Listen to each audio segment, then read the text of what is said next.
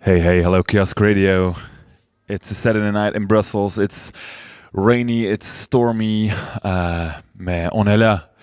Et c'est Marek de Brucker à l'appareil, mais I'm here with the legend, the dub master, the one who's playing reggae buzz afterwards.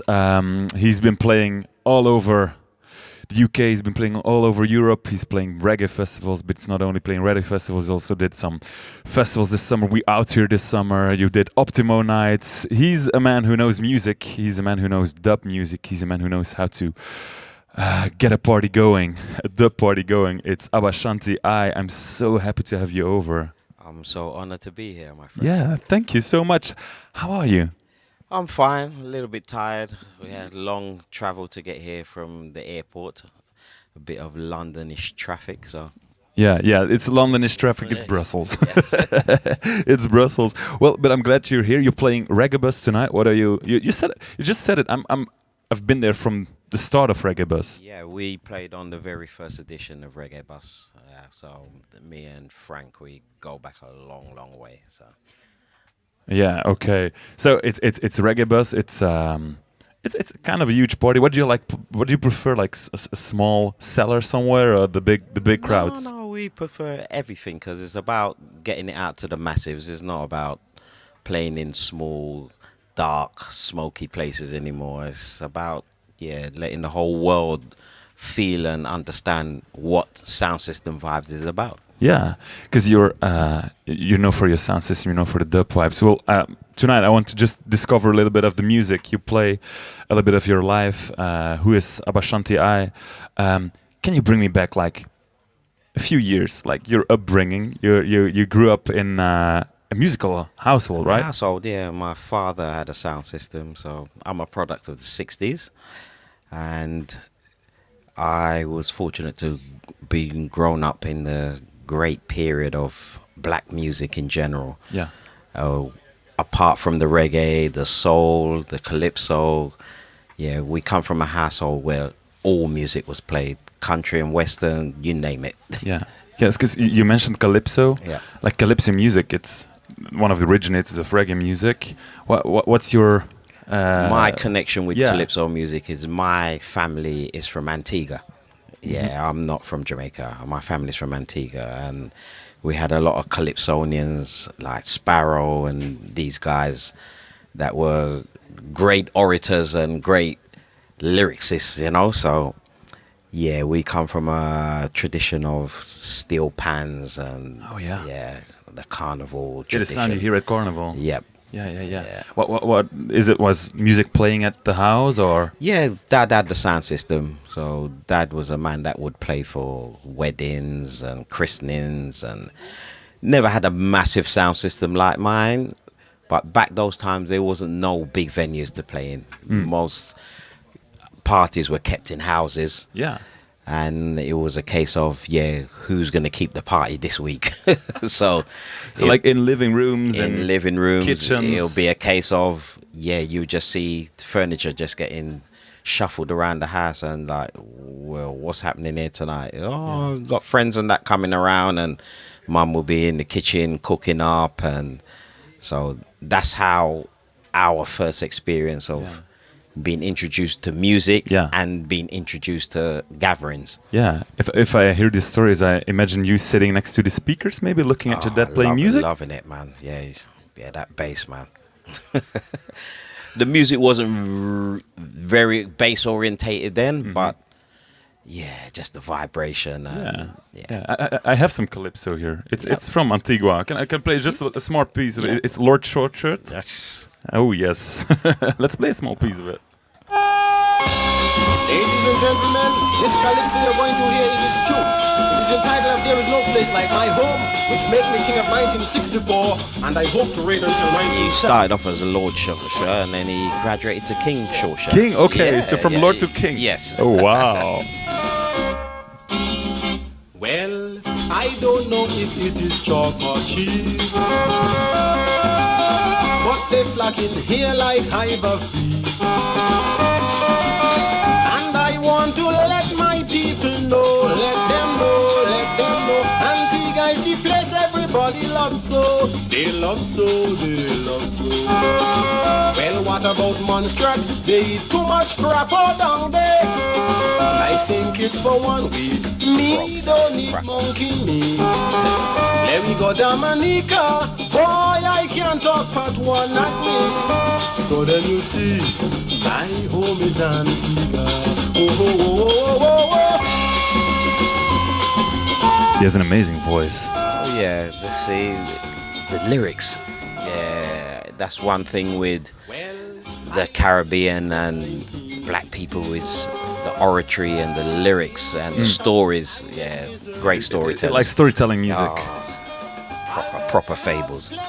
Proper fables. Do you often listen to calypso still? Oh yeah, I listen to roots music is my preference, and roots and culture is, as I said, is my preference. But yeah, as I said, we grew up in a time where we listened to all kinds of music, and especially living in England, we would end up listening to people like even Cat Stevens and Bob Dylan and these guys, which, yeah, they were great songwriters, because back them days it was about songwriting. It wasn't like now, it's just bubblegum pop kind of music. Yeah, a lot of these music, yeah, these people were writing songs about actual experiences. Yeah.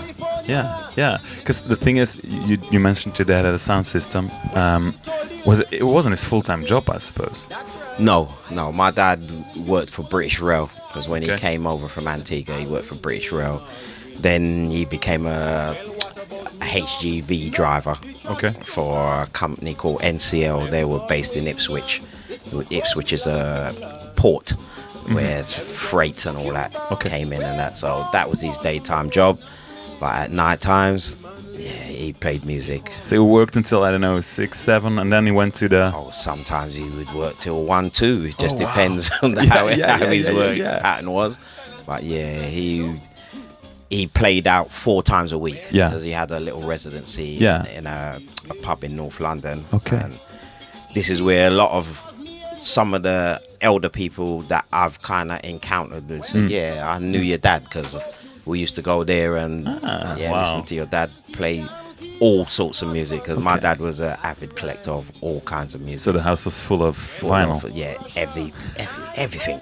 Did your mom like it that he bought? Well, you know, he cared about the vinyl and that even more than us. So, but that's soundmen, you know, soundmen who will spend their last penny on buying records and equipment, and it's just part of being a true sound man, you know.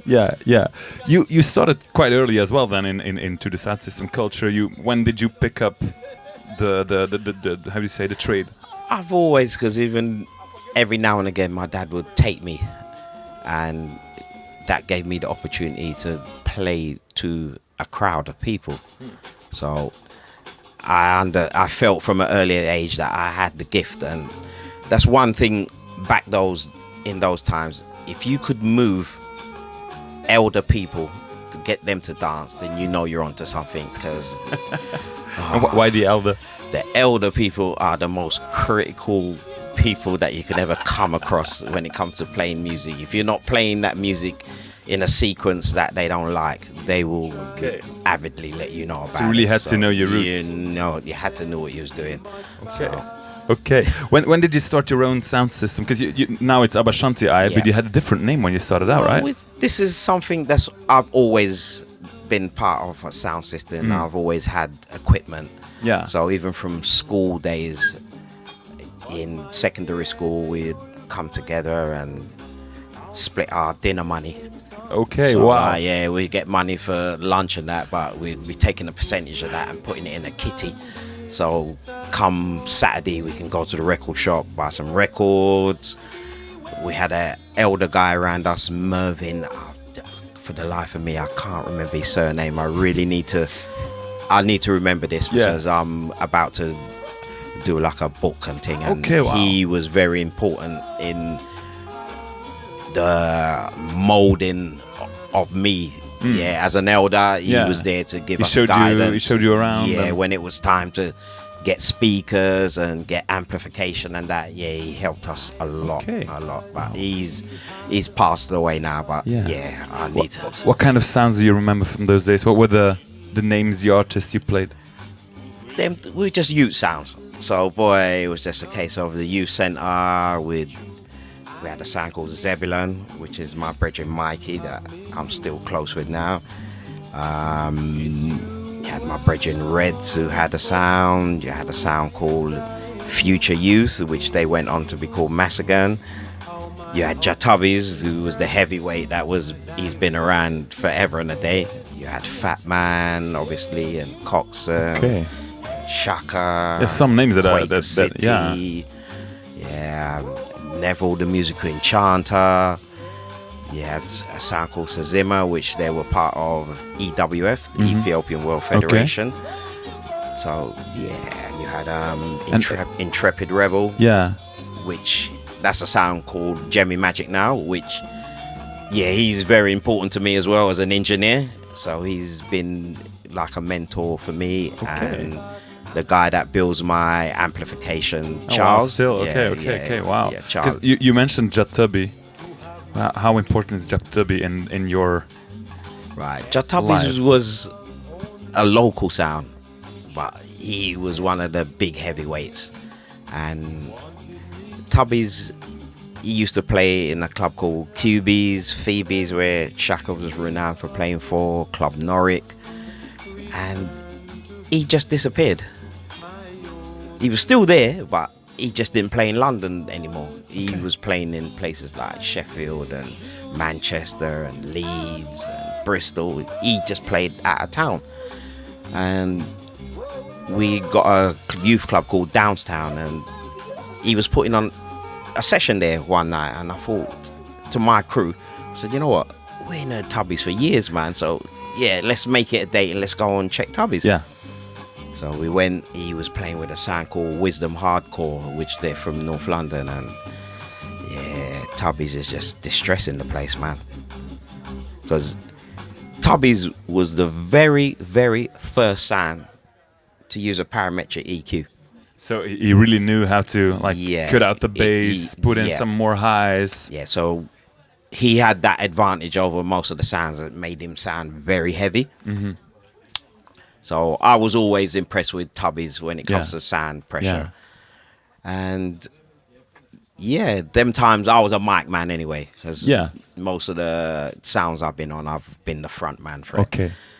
Do you remember the first time you were fronting like at Jah Tubbys? Yeah, it was that actual session. He played a tune. It's called King Step, but he called it Hooligan 69. Okay. And he had a mic man called Dirty Harry, my brethren Horace Watson. And I said can I hold the mic on this tune and that? So I started singing Hooligan, Hooligan, where you gonna run? Hooligan, when Jah Tubbys. And like Keith was like, okay. Who's this new cat? Yeah, I'm kind of impressed. So he goes, listen, we're playing Sheffield next week, and would you like to come? I thought, oh wow, yeah. So that was my induction to and you were Tubbys. part of the team. And because he saw that when it came to the technical part of sound system, I understood wire coloring, polarity, and stuff like that. Okay.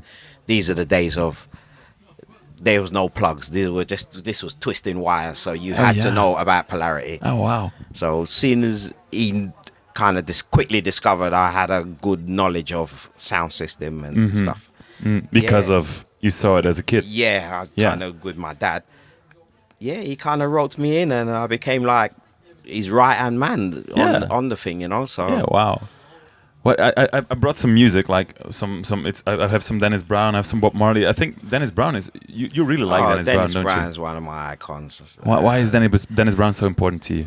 The songs that he sung, his voice, and Dennis, even as a personality, I had the opportunity as a young person to kind of be around Dennis when he came to London and did a few shows. Oh wow! Can you recount me the story? How did you meet him? My older brother, he used to work in Phoebe's, and there was a sound called Danny Casanova that used to play upstairs on a Friday night, and Shaka used to play downstairs. So obviously, because my brother worked there, I kind of got free pass. And Dennis came over to do some shows, and Casanova was the sound that was playing the music to accompany his shows and that. So, yeah, that's how I got to meet Dennis. Wow. Yeah. How was it? He was just cool, man. Yeah. I really like his voice. Yeah. He was a nice, warm person, encouraging person. So yeah, that was a lovely experience. Is it okay if I play a bit of like Promised Land, because it's with Aswad, isn't it? It's a UK band playing. Yeah. Oh yeah. Yeah, let's play a bit. Brinsley and drummies there. Ooh, wrong speed. Sometimes happens. Wheel on come again, selector. Well now, hey. Whoa, well, the promised land. Going to the promised land. Yes, the promised land. Oh gosh, now to the promised land. Well, make a step down to Asmara. Then we stopped in Addis Ababa. Made our way to Shashamani land. Riding on the King's Highway to the promised land. Going to the promised land.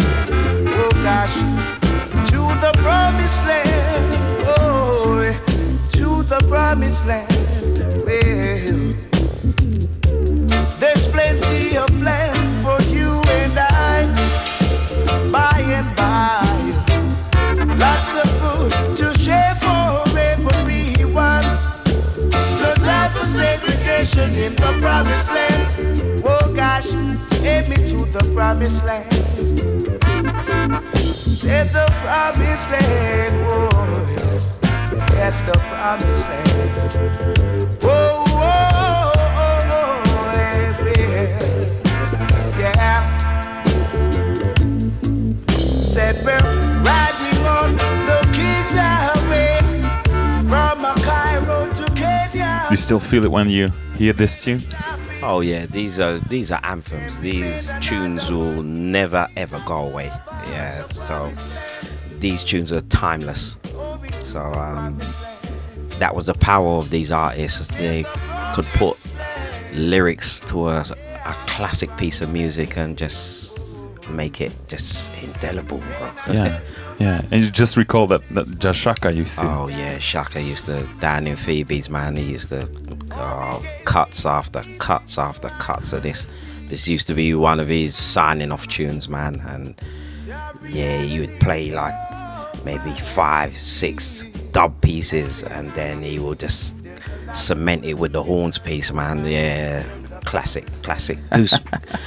Goosebumps. Yeah. Because now you're a selector, a DJ. You have your own sound system.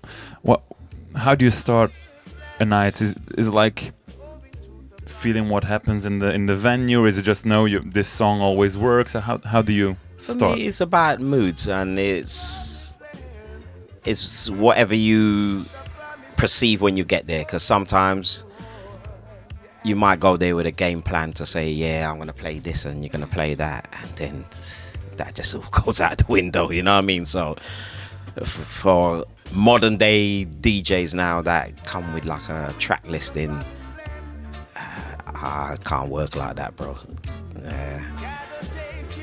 And even though I've kind of moved with the future when I'm doing my DJ sets and that, like I was using CDs, now I kind of graduated to USB sticks and stuff like that. But I've got my hard drive, so you can never tell with me, man. Because some people come expecting to hear the same thing that I might have played the last time, and I get a lot of people, Abba, I've only heard you play this tune once, I've never heard you play it again since. But I'm saying, well, one, you don't come to everywhere that I play. And two, that's how it is sometimes, you know. Sometimes with music, especially with a lot of the music that's been now, it's built now, it's a bit kind of disposable. Yeah, it might work for one dance, but it don't work for any more dances, you know. So for me, yeah, the classics, the foundation, yeah, man. My kind of message to all up and coming sound systems, especially sound systems. DJs is one thing, but sound system, the foundation. Just remember, everything you have is built on this foundation. So start from the foundation, and then you can do what you want after that, man. Because a tune like this Promised Land, was it 40, 50 years old, and it still has this power. What makes it so attractive still in 2025? That was a great thing about those old Jamaican music. They're just timeless. And what the arguments a lot of these guys were talking about 40, 50 years ago is so relevant now. It's just like those people are like, yeah, but how did this prophecy, man? Yeah, prophecy just revealing itself. Yeah. What makes a great dub tune for a dance? Well, dub tune, I try to kind of stay away from the terminology of dub now. Okay. For me, it's about roots. Okay. Yeah. So can be roots reggae, can be roots. Yeah. A great roots tune is a tune that has been arranged by musicians, basically. Yeah, it's nice having a computer to build stuff, and not everyone has the ability to have groups of people coming together to make music. But those that can play instruments, these are some of the greatest guys in the world that, they, especially when they all come together as like a drummer, bass, guitar, keyboard, percussion. Yeah. And even with singers now, you got lead vocal, harmonies and stuff. Yeah, nothing really beats it, bro. It's like is it something in, like, if you put people together that it's how you say 1 and 1 is 3? Yeah, they feed off of each other, and this is the thing when you got great musicians in one room. You're gonna come out with something. You're gonna come out with something. So I know in this current, it's like everything. Some people don't use turntables no more. Some people don't use. You just utilize the best of whatever you've got at the time. So you have your own label. Yeah. You put up music as well. Does it always need to be played out live with real musicians then? No. We have a lot of tunes that are made by computers, but they're made by musicians. Okay. So we're just using the computer as a tool, as an instrument. So it makes life easier, and sometimes you might have we got musicians that live in the 4 corners of the world, so it's a case of just sending the right one. Just sending it to them, and they do their bit and send it back, and then I'll mix it and just put it all together. So okay, because I have a tune like it's Blood Shanti. Yes. Someone I think you're familiar with, right? I've got the tune Two Down Babylon. Can you tell me something about this tune? That tune was a mystical tune, because Blood, he built the foundation of the tune first. He called me up because how did he build this foundation? Right. Blood is a drummer by trade. Yeah. So it was him and a guy called Shanti-I that used to be part of the setup. He programmed the drums, and he did the bass, and he did the keys, and he called me and said, Abba, I've left the studio one. Yeah, there's a tune up there, because that's all them guys used to just build the tunes and just call me and say, right, it's there, go and do your magic on it. So I got up there now and started mixing the tune. Then Shanti-I came in, which is the percussionist. Then he started putting the bongos down and tambourines and everything. And then Blood came back up, and Blood's got some lyrics for this tune. So then Blood did a vocal, and then I did a vocal, which was a rendition of Motherless Children by the Symbols. And even when I did the vocal, still didn't put 2 and 2 together to realize the bass line was similar to the actual Motherless Children tune. it's one time I played Motherless Children, and I happened to play Tear Down Babylon, and I'm saying, wow. Sometimes these things are mystical, man, but it just happened. Then I just said, you know what? I was playing it on dub for a good while, and I was thinking, right, what's the first tune we're going to put out? And I thought, you know what? Yeah, one time we played in Southall Community Centre, and I played it, and I said, yeah, this is going to be ABBA 12001. Oh, wow. Yeah. Okay, yeah, it's a great one. Yeah.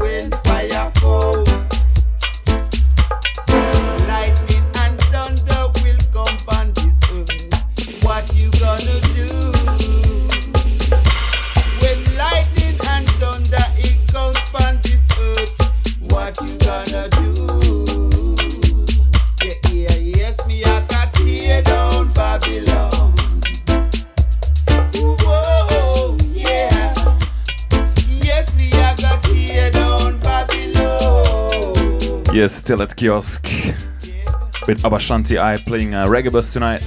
We just heard the Tear Down Babylon, a classic. It became a classic, right? Yeah, this is a classic. We've repressed this about 5 times. We've had to repress this because the demand on it was just so great. And then what we found that people were starting to sell it at ridiculous prices. Yeah, so we just said, nah, yeah, people want to be selling it for a ridiculous price. We might as well just repress it, and yeah, we're doing it for the people. Yeah, it's accessible. Not for what is it, the Discog sharks? Yeah, yeah, kind of went crazy on it, man. Yeah, thought, yeah. We're just gonna reissue it. I see. So. You selected another tune on one of your 3 labels. Because you have 3. Right, we got 3 record labels. Yeah. We got Abashanti, we got Falasha Recordings, and we got a new label called Bloodbeat Records. So this was the first of the Falasha series. We started working with other artists, so instead of putting them on the Abashanti label, we started a new label for people that we worked with, and this was our brethren Rasaya, who I met in Leeds when we played on a coronation dance in 1992, I think it was. Yeah, that's how I met Idrin Natural, and yeah, these guys from Leeds. We did one session up there with, I think it was Freedom Massives from Manchester. Okay. Because we booked the West Indian Caravan Centre in Chapeltown in Leeds, and they couldn't believe what they were hearing, man. They were like, "Nah, man, the vibes, the sound, the vibe is just phenomenal, and the sound pressure is just off the scale, man. Oh, wow. Yeah. Let's give it a spin. Let's give it a spin. Okay, let's hope it plays. Yeah,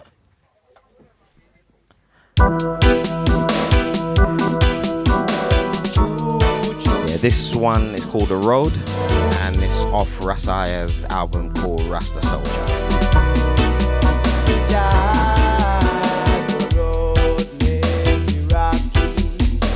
There's no need to give love up. The road it may be tough, but hold on, Jah ain't no bluff. Many a people have fallen along the wayside, 'cause them leave up from mind you. Say that naughty dread up to wine. Fighting strong, fighting for unification. We have a destination. The whole amount of Africa. Come on, my brothers. Come on, my sisters. Come on.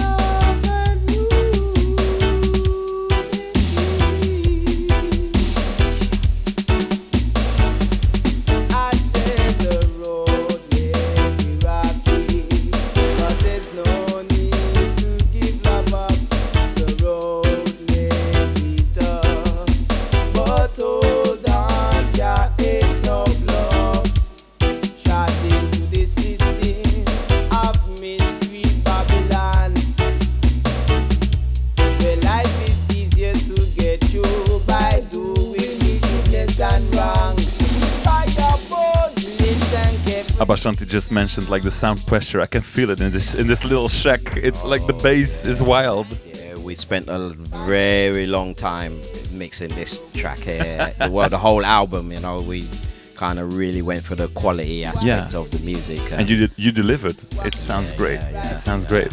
It's you're known for playing all over the UK. You're coming to Belgium often, but you're also known because of Carnival, right? Notting Hill Carnival, even before Leicester Carnival.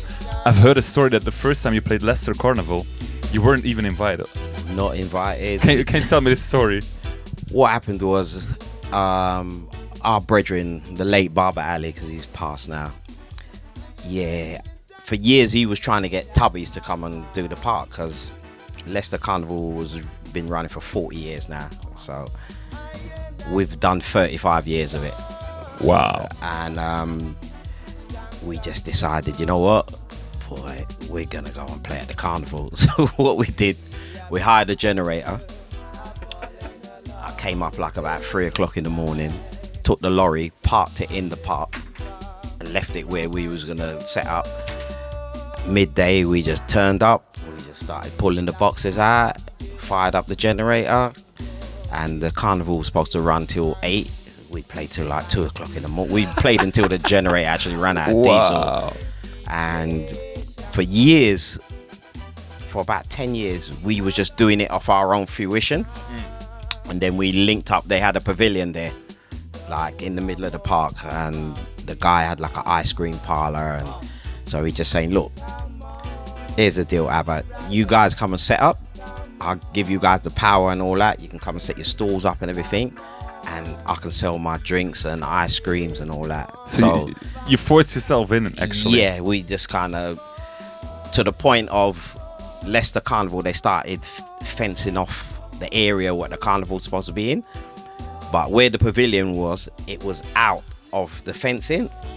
So the first year they did it, we just sucked everyone just came to Abashanti. For the people.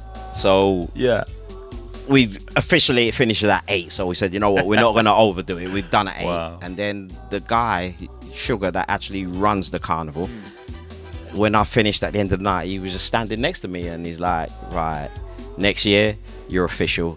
Yeah, you get paid, because we never got paid. We just went up there for the love of it and the exposure.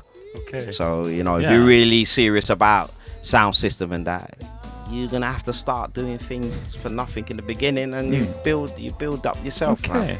So. Yeah, it's that's Leicester Carnival. You have Notting Hill Carnival. It's well known. For you, what's the significance? Why is Carnival so important? Carnival is an exhibition of black culture. For Notting Hill Carnival started out because a guy from Antigua, Kelsa, got killed.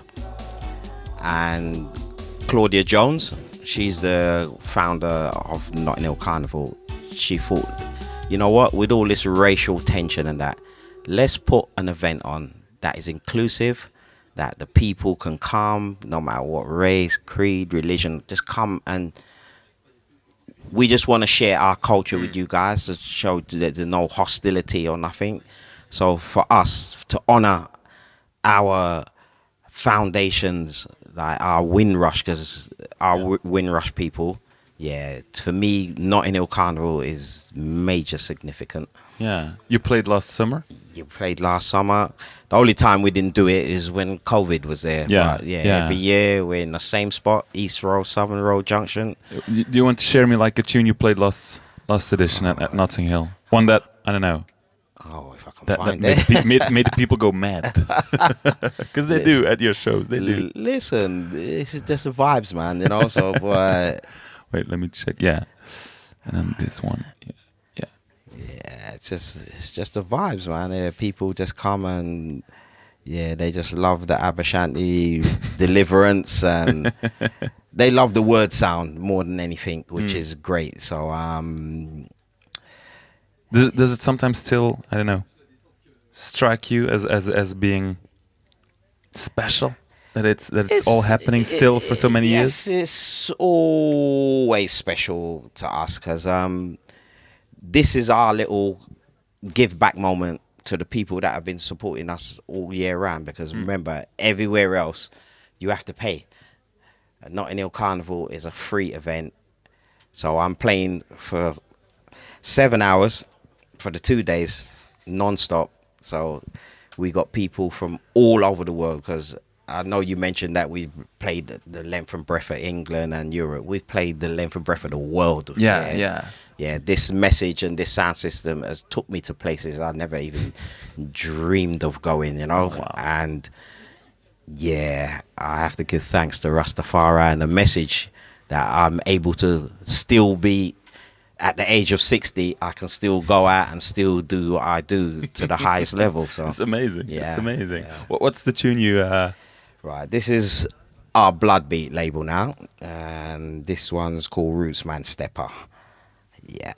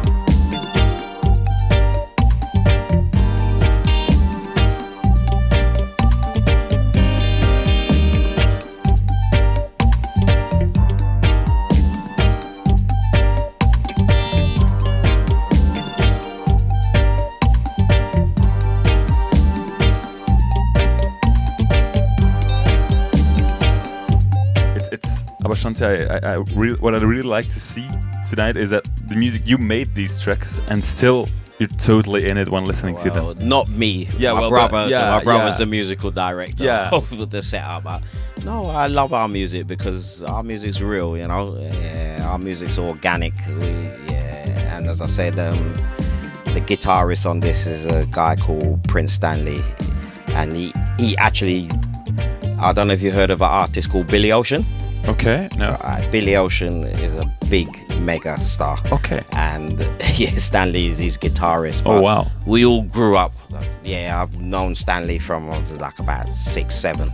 So we've all grown up together, and still the same bunch of friends. Still branching friends when it comes to music and studio equipment and stuff like that. So, yeah. We ended up at the end almost of this show, this talk, this chat. I really like the stories. I really like the music. Thank you so much already. Yeah. Maybe we can, I don't know, end it with like one of your favorite roots tunes, like old school. Let's see if we got anything on here. You've got your stick plugged in, so I think that there must be something to be found. Right, and then, yes. Alright, let's see. I think this has just got the kind of newer stuff on it. There you go, some 70s music. Some 70s. Alright. I see a lot of Dennis Brown. So. Oh, yeah. I can't leave Mr. Brown out at all, you know, so...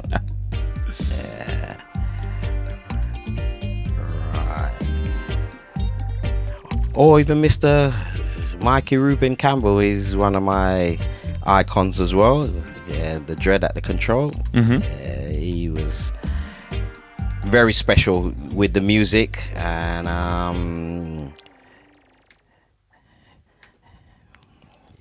here comes our special request to each and every one, especially those my brethren who forget where they are coming from. Significant message. Everybody listen to the words. This song is called Roots and Culture. Skip, skip it up, skip, skip it up, skip it up, skip, school, yeah. Skip, skip it up, skip, skip it up, skip it up, skip, school, yeah. Don't you bite the ends that'll feed you, my bitch, know. Don't you bite the ends that'll feed you. Don't you burn your bridges then behind you, my bitch, know. Don't you burn your bridges then behind you. Cause if you burn your bridges down, that is the wrong thing to do. The good you do today will surely live after you. I say, don't you bite the ends that'll feed you, my bitch, know. Don't you bite the ends that'll feed you. Skip it up, skip it up, skip. Skip it up, skip it up, skip, school, yeah. Skip, skip it up, skip. Skip it up, skip it up, skip, Okay, and get the version. Let's get into the version. Remember the days of hunger. Don't forget your roots and culture, my brethren. Say remember your place of shelter. Cause if you deal with war, man, you can't run far. You deal with grudge, you are gonna melt like fudge. Me say, don't you bite the ends now feed you, my brethren, no.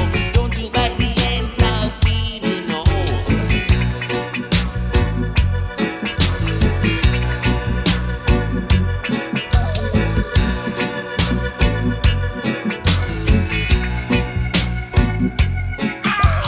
Don't you bite the ends that'll feed you, my brethren, no. Don't you bite the ends that'll feed you. Don't you burn your bridges then behind you, my brethren, no. Don't you burn your bridges then behind you. Cause if you deal with war, man, you can't run far. You deal with grudge, you are gonna melt like fudge. Me say, don't you bite the ends that'll feed you, my brethren, say, don't you bite the ends that'll feed you, no. Remember your roots and culture, my brethren, say, remember your Roots and nothing but the roots and the truth, alright? It's Mikey Dread.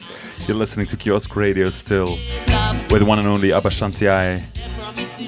It's becoming a little session actually. It was an interview, it's becoming a session with some selections. I really like you sharing your music. Listen, that's how it goes with me, you know? Yeah, music first and foremost, and let music be the order of the day, and let sadness go away, let the music come, you know? Oh, we're still on the same one? I think we are. Let's see if we can skip one forward, yeah? Bless. Now here comes our special request to each and every one, especially those my brethren. Special request to all listeners, all people that are viewing today. Later on, Reggae Bus. Big up yourself, Frank. Yeah, a few shouts. My mum, my sisters, my brother, my crew, Abashanti family, love all of you. My wife in Italy, Sister Bisha. My children, my daughter Shani, Shanti-I, my son, doing very well. My son Levi. And the new recruits, baby Emmanuel, baby Janaya. My in-laws in Italy. Family and friends from the four corners of the world. Thank you for putting your trust and faith in me to keep the music and keep the vibe alive. The biggest shout goes out to the Most High, Jah Rastafari. Without his word sound and his message and his teachings, this wouldn't be nothing, you know. So thank you all listeners. Kiosk Radio, Belgium.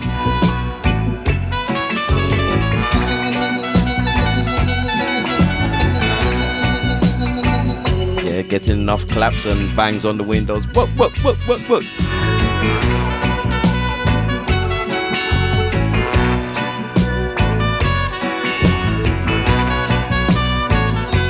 And not forgetting Mr. Charlie Edwards, BCD Destructor Builder. Thank you, Charles. Jemmy, Little Andy, Jemmy Magic. And big shout goes out to Mr. Cutty, QSS. QSS to the world, yeah?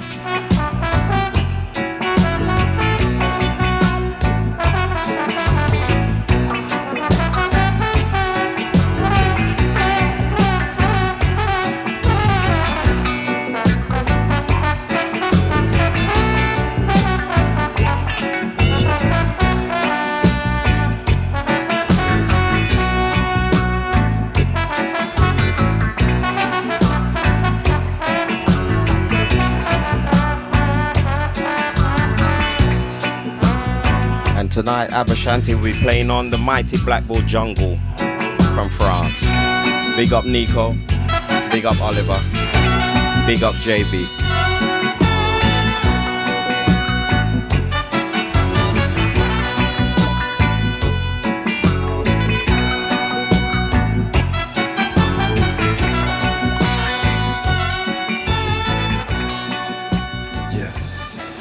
Abashanti-I at Kiosk Radio. Thank you so much. Thank you for sharing the stories. Thank you for sharing the music.